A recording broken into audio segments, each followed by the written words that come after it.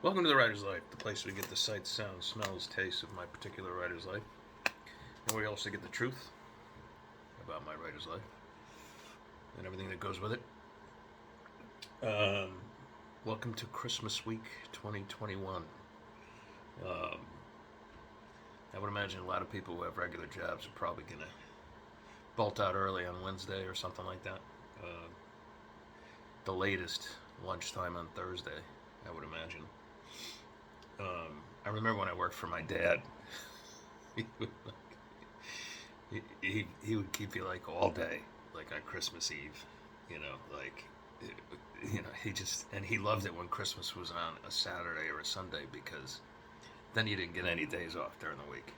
So he was uh, he was a really good guy, and he was very good to work for. He was very generous, but he wasn't big on people taking time off. You worked when you worked for him. You worked 6 days a week, whether you liked it or not. Um, or should I say, you took Sunday off, whether you liked it or not. Anyway, but that's just the way it was. You know. Anyway, speaking of work, well, I don't consider it work, but we all know that I'm this uber rich and uber famous writer now, right? That's a joke. Anyway, I hold my own, um, and I'm grateful for that. I'm able to do what I want to do for a living. But there was a time where I thought I was done. I thought I was finished. And that time was in the early 2000s when, um, because I was so married to the traditional legacy publishing system, that every move I made was up to them. You know, it, they and they alone pulled the strings, and they alone determined whether I was going to have contracts or not, whether I was going to be a fiction writer or not. It was completely up to them. And I can remember um, how hard it was because I had gotten this huge deal and I didn't earn out. I didn't earn my advance out on the deal, and I didn't. I was so young and stupid at the time. I didn't realize that that spelled disaster for any writer. And I also didn't realize that like 9/10 of every single author who receives a big advance never ever earns it out and they disappear. I had no idea at that time. That's the kind of like shell I was living in.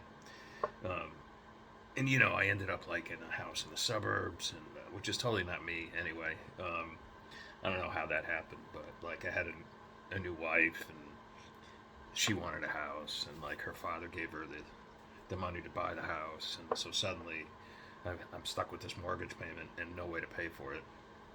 And everybody's yelling at me to get a job and all this sort of stuff, and I'm like steadfast. I'm like, nope, I'm a writer, and that's the way it's going to be. But I went through, I think, like 2 full years of like no income, and it was getting to the point where even my accountant was like, you're going to have to do something here.